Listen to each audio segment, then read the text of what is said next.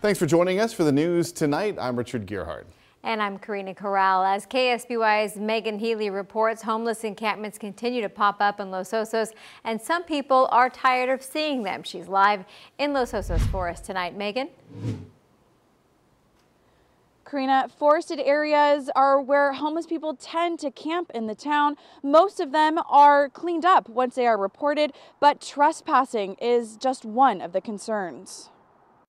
These encampments can be seen throughout the town, one of them just feet away from one woman's backyard. Susan lives at South Bay Apartments and says she is annoyed about the trash left near her home. They're leaving things all over the place, and clothes that they desert, and piles of stuff that they've decided to desert. Risk of fire is also a concern. Tuesday morning in San Luis Obispo, people in similar encampments started a fire, trying to pass propane from one bottle to another. The problem that we come up with is that, there's narcotics use. A lot of times we find needles, cigarette smoking, little campfires that start up. I've even seen kerosene and other lamps, particularly on more of the rural areas. After determining private or public property, officials first issue warnings and post signs. If camp is not cleared out after that, citations and arrests take place.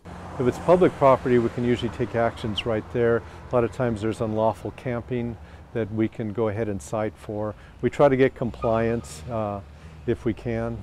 Tucker knows a few of the homeless people in the area and thinks outside help is needed for them. There's certain programs in place in San Luis, but the people around here that I've met, they don't know about anything, and if they do, they can't even get there to do anything about it. Another woman who lives near a camp is worried for the safety of the people who live in the camps. It's really sad. I mean, these people are people that are homeless.